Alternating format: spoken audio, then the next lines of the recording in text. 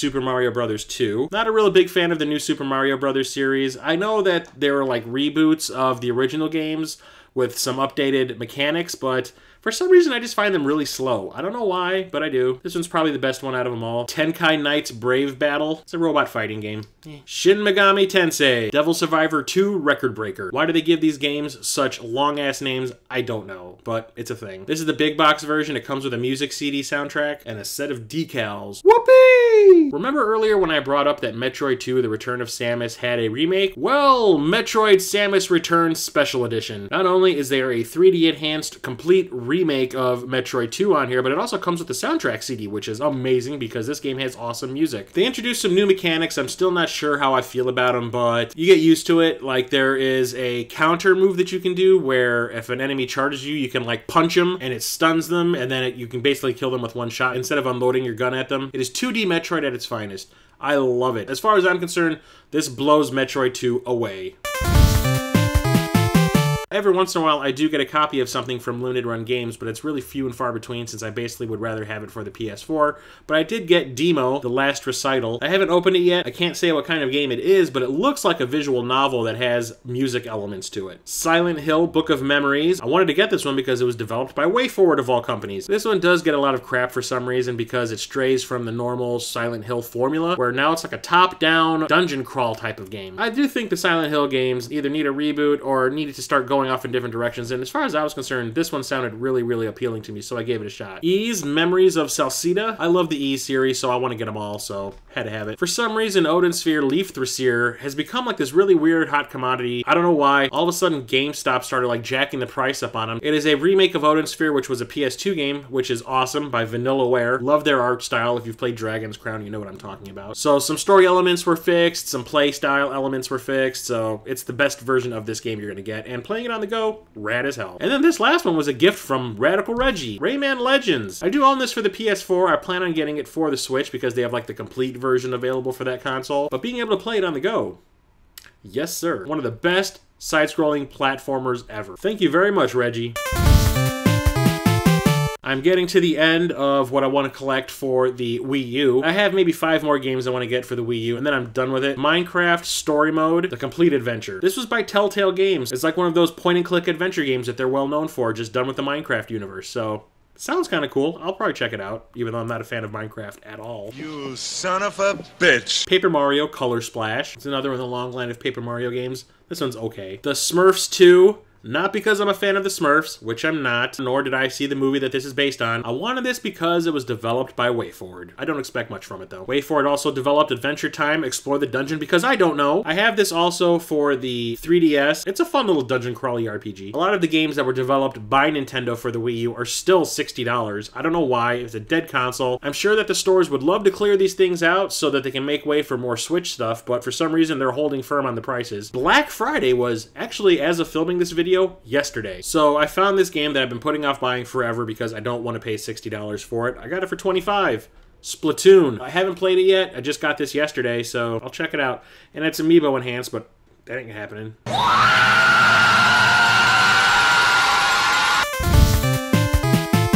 King's Quest, The Complete Collection. This was a digital game that was released in chapters. This has chapters 1 through 4 on the disc, but you have to download episode 5 and the epilogue. Still don't understand why you couldn't fit all of that on one disc. Stupid. I hate the way modern gaming works sometimes, but what can you do? But it's an adventure game in the vein of the original King's Quest. Not really point and click, but kind of like a Telltale game. Gears of War 4. This also comes with codes so you can download 1, 2, 3, and Judgment. I will not be doing that because I do not need to be taking up hard drive space with all these old games, which I own on disc for the 360 already. Glad that it made a comeback. I thought they were really going to end it after part 3, but they found a way to continue the story. Happy, happy, happy. And then Black Friday. I've been putting off buying this game for quite a while because did not want to pay full price for it, but when it's been discounted to $15, you kind of jump at it. Halo Wars 2. Real-time strategy game. I had a blast playing the original Halo Wars for the 360. I will most likely enjoy this as well. And then I saw this sitting there. I think Adam Koralik had brought this up in one of his recent videos. It's a little kid's game, but it was only $15, and it takes advantage of the Xbox One X's 4K capabilities. And I do believe this is one of the only games that does so far. Not to say that I own an Xbox One X, I don't. I basically wanted it because it is an Xbox One exclusive. Super Lucky's Tale. At first glance, you might think this is a Conker's Bad Fur Day sequel.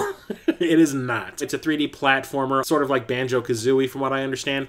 I haven't opened it yet. Like I said, I just got it yesterday for Black Friday. But I will definitely check it out. At least I'll be able to get some really easy achievements. Like I said, Black Friday just happened yesterday, and one of the things I said I needed to do was get some extra controllers for some of my consoles. So I did pick up a new controller for my PS4. It's one of these silver DualShock 4s. So I have really doubled down on the PS4. I'm absolutely loving this console. I love the fact that you get AAA titles, but it also has a rich indie scene. There's such a great variety of games available for this console. I have a massive amount of PS4 games here. Rise of the Tomb Raider 20-year celebration. This is like the upgraded version of Rise of the Tomb Raider, which for a little while was an Xbox One exclusive. This has VR support as well as some upgraded graphics, and it has all of the DLC added into it. And from what I understand, this is completely compatible with the PS4 Pro's 4K capabilities. That's rad. The silver case. I found this at GameStop for like $15. It looks like a visual novel that's like a murder mystery. That sounded interesting and different. Like I said, lots of different types of games available for this console. So I said, I need to have it. Abzu, which I do believe was developed by the same company that created Journey. Don't quote me on it. But this is like this really relaxing, really short, deep-sea diving game. Lots of great environments. Graphics are amazing. And I do believe there's like an alien component in there somewhere. Gravity Rush 2. For some reason, I heard that this was getting really hard to find. I've been putting off buying it for the longest time, so I was at a Best Buy and I saw it sitting there and it had just been discounted, so I said, let's do it. I love the original for the PS Vita. Still haven't played the remastered version for the PS4, but definitely had to have this in the collection. You guys saw me talk about this. I did an unboxing of it a couple of videos ago, and some people thought it was really funny, some people did not. I was just going off of the negativity floating around at the time that the game was released. I hadn't actually played the game when I made that video. Radical Reggie like kind of dared me to make an unboxing video for it, so I did. That was Bubsy the Woolies Strike Back Perfect Edition. Still haven't played it, but the word of mouth going around is that it's actually not too bad. It's way better than Bubsy 3D from what I understand. And it harkens back to the original games, which is something I really was looking forward to because I really liked the original games. I wanted it for the nostalgia, and I really want to play it because it sounds like it's actually going to be pretty fun. So if we took that video seriously, it was just meant as a joke. Geometry Wars 3 Dimensions Evolved. Yooka-Laylee, which is one of those spiritual successor games. I hate that term, I really do. It's a ripoff of Banjo-Kazooie, made by some of the developers of those games for the N64. Instead of that one being about a bird and a bear, this one is about a chameleon and a bat. From what I understand, it did not get great reviews. Some people that were really big fans of Banjo-Kazooie were disappointed in this. I never played Banjo-Kazooie, so I have no expectations. Ignorance is Bliss. Raiden 5 Director's Cut. Oh my god, this game. If you are a shmup fan, you need this in your life. This is a vertically scrolling shooter, super difficult, yet super awesome. Great music, so great in fact that it comes with the soundtrack. It is like the best version of a Raiden game ever. Overcooked Gourmet Edition. This is a very simple game. It's almost like a cell phone game where it's like a cooking simulator. Order comes in, you put the order together, you put it out, you wash the dishes, you start over again. And you constantly have orders coming in, so it gets really hectic. But the cool thing about this one is, as a single player game, it's not too great. It's actually kind of boring and repetitive. But as a multiplayer game, yes, this is awesome with friends. Marvel vs. Capcom Infinite. I know a lot of people were not happy about this game coming out because they felt that it was being like nerfed by Capcom. A bunch of really popular characters from the series were taken out. It's because of Disney. Disney has that feud going on with Fox, and they refused to give Fox any sort of publicity in the way of X-Men. They had Capcom remove every single X-Men character from this game, and they replaced them with a bunch of characters from the MCU films, like Doctor Strange and the Guardians of the Galaxy. I know a lot of people think that it's just like some advertisement for the MCU. It's really not. Sure, I love playing as Wolverine, but the ones that took their place, like Doctor Strange and Rocket,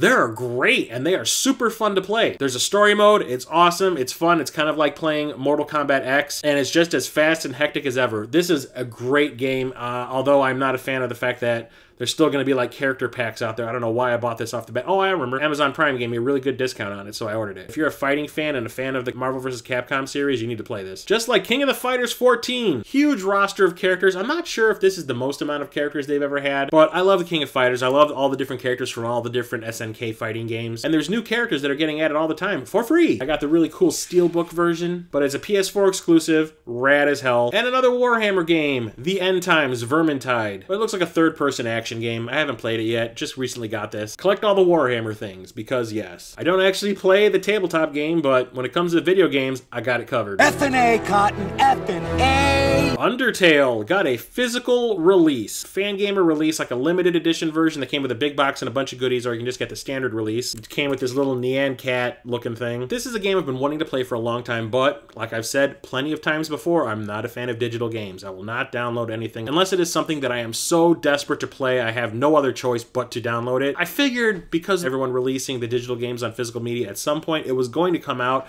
And because this game is so damn popular, sure, why not? So I waited, it paid off, now I can actually play it. Can't wait. So I took advantage of a sale that they were having at Target a few weeks ago, where it was buy 2 games, get 1 free. I didn't go for any of the really expensive games. I went for all the stuff that had already been discounted at least once. So I ended up getting Persona 5, the Crash Bandicoot Insane Trilogy, and Uncharted: The Lost Legacy. And then, like I said, Black Friday just happened yesterday, so I went completely crazy when it comes to the PS4.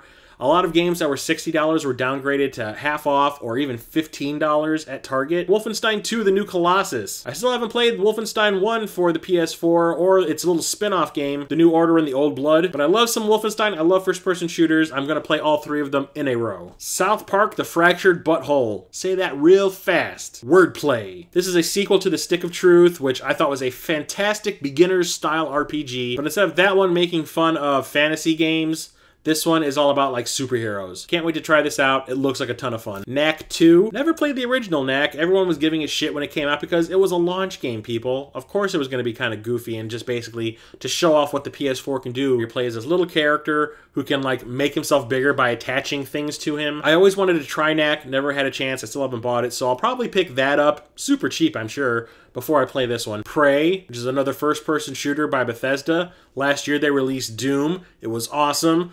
Can't wait to play this. Just like I said when I showed off Prey for the 360 earlier in the video, this is either a reboot or a sequel to that game. Not sure. Won't know until I play it. Can't wait to do so. Final Fantasy 15. I've been putting off buying this for a long time because it doesn't look like it's much of a game. It looks like it's a whole lot of cutscenes, and it looks like a bunch of bros driving around in a car, just fist bumping all the time.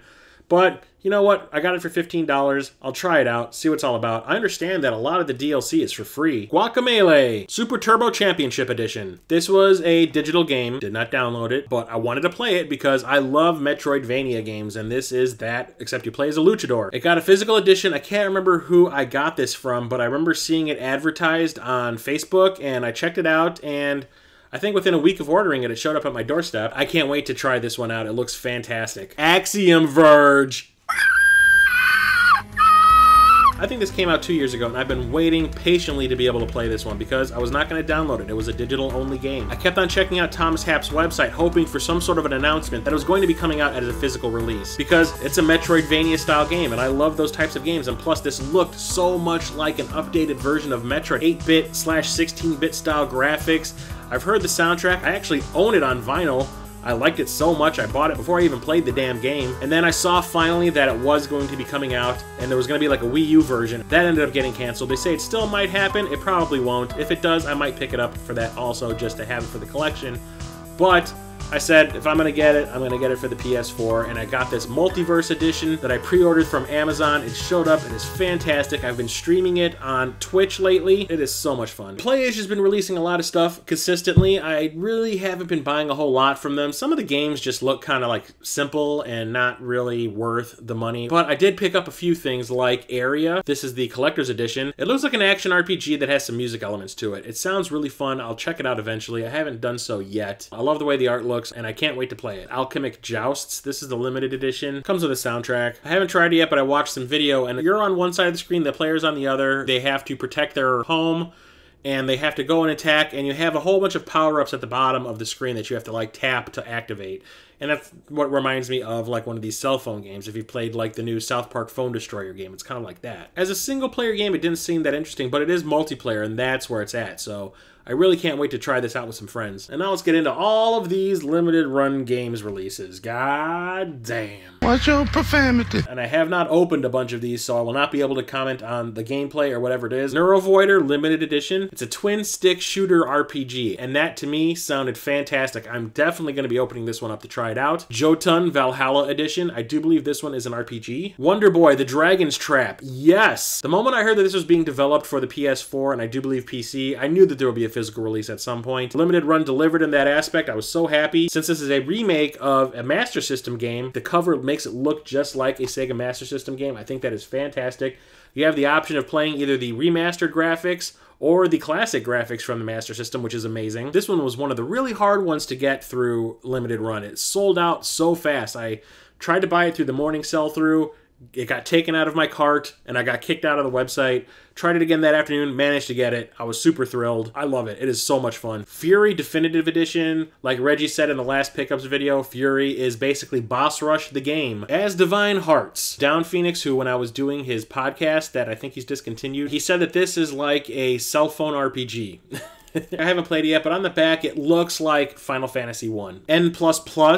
And I have not played this one either. It is still wrapped, but from what I saw, it is like Super Meat Boy, where you have like a level that you need to get out of, and your character does nothing but jump around, and you have to get from like point A to point B without dying. I like those kind of puzzly platformer type games, so I was all about it. Broken Age. It was developed by Tim Schafer and Double Fine Studios, who created a bunch of awesome Lucasfilm point-and-click games like Full Throttle and Grim Fandango, and I wanted to give them my support. Had to have this in my collection. It was a moral imperative. Lily, which is an adventure game that everyone was bragging about, although I hear it is extremely short. The Bunker. It's a full motion video game. That's right, just like a Sega CD game, only done for the modern era with HD video. I was streaming this for a little while on my Twitch channel. Basically, you play as this dude who's been living in an underground bunker pretty much all of his life with no way out, and it has started to break down and he needs to fix things.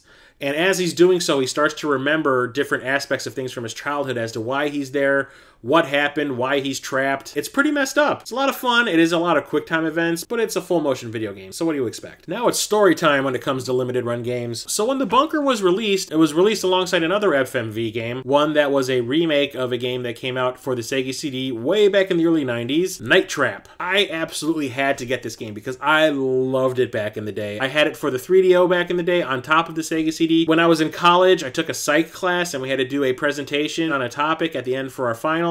And my topic was violence in video games, and I showed the footage that was what caused all the commotion in this game, where that girl gets the blood sucked out of her neck in the bathroom while she's wearing a negligee. Getting this in my collection, it had to happen. Only thing was I tried buying it in both the morning and afternoon sell-throughs, and both times when I'm checking out, it gets taken out of my shopping cart, and I got kicked out of the website. And I was really bummed. I did get a copy of The Bunker, but this, no. I was pretty pissed off. Out of all the people that were buying copies of this game, 90% of it was going to end up on eBay, jacked up to exorbitant prices, and I was not going to pay $100 for a copy of this. Thankfully, the Viking gamer, Eric Lindquist, had gotten an extra copy of it that he was willing to trade. I gave him my copy of Futuridium for the PS4, and we traded for this.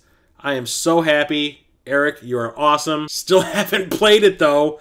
It's going to happen. It will. Because of this game being in such high demand, and there being so few copies of it available on limited run games, it started something. All of a sudden, people on YouTube were making videos about, why can't there be a pre-order system? Why do you have to only make a certain amount? Why can't you just get a pre-order thing going, figure out how many you want to meet the demand that there is? Because I know a lot of people were not able to get a copy of Night Trap. Surprisingly, they listened. Limited run for the next sell-through that they were doing for this game, Ys Origin, they put a pre-order out, and they said that at the end of that pre-order window that they left open, they would make just as many copies as they needed to fill the demand. And I'm surprised they haven't done that since. This was the only game they did that with, and there's been a few games that have come out afterwards that I think they should have done that with, like Oceanhorn. I placed my pre-order when they first went live, so of course I was going to get a copy of it, even though I do believe at this point this game is like 6 or 7 years old. These next two games were another ordeal. I tried to get them at the morning sell-through. Every time I would try to log into PayPal on my phone, it would kick me out, and I completely missed it. And I really wanted to get these in the afternoon sell-through. And I did. Caladrius Blaze and The Flame and the Flood. I couldn't wait for them to show up, especially Caladrius Blaze. It's a shmup, so I absolutely had to have it. Only thing was, it got shipped. Week goes by. 2 weeks go by. 3 weeks go by. It still hasn't shown up. So I contacted Limited Run Games, and they're like, oh, you have to wait 30 days from the date when the tracking number last shows movement on the package in order to say that it's lost. So I tried finding out what was going on with the post office, because basically what they do now at Limited Run is they ship with UPS, but once it gets to your city, they pass it off to the USPS to deliver it. Well, when it got handed over to the USPS in Chicago, they lost the package somehow. And I don't know why. So finally, after waiting for about a month and a half, they gave me a replacement shipment. So I finally got Flame in the Flood and Calagius Blaze. They just showed up today. But the last game that I have for this video and from Limited Run is one that I've been waiting to have delivered for almost a year. They tried this pre-order thing like almost a year ago, and it seemed to work out okay. Skullgirls Second Encore. They left the pre-orders open for this for almost a week, if I remember correctly. The thing was, it was the Japanese voiceovers that were causing the holdup. They could not get the rights to them for some reason. It took them almost a year to get them. There's even on the back a thing that says with the Japanese audio.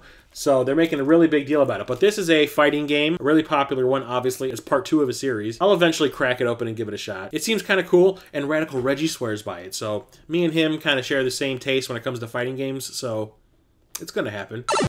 So there you have it, ladies and gentlemen. That's everything I have purchased for my game collection over the past couple of months. As usual, there was a ton of stuff. Some good, some not so good. I think it's all pretty awesome, so it's a win for me. So what did you see in the video that you thought was awesome? What did you see that was not so awesome? What do you think I still need to get for my collection? What Famicom Disk System games are still out there that I absolutely have to have for my collection that I haven't discovered yet? Let me know in the comments below. I love hearing from everybody, and I respond to pretty much every single comment out there. And until next time, I am Chris, the old-ass retro gamer, signing off.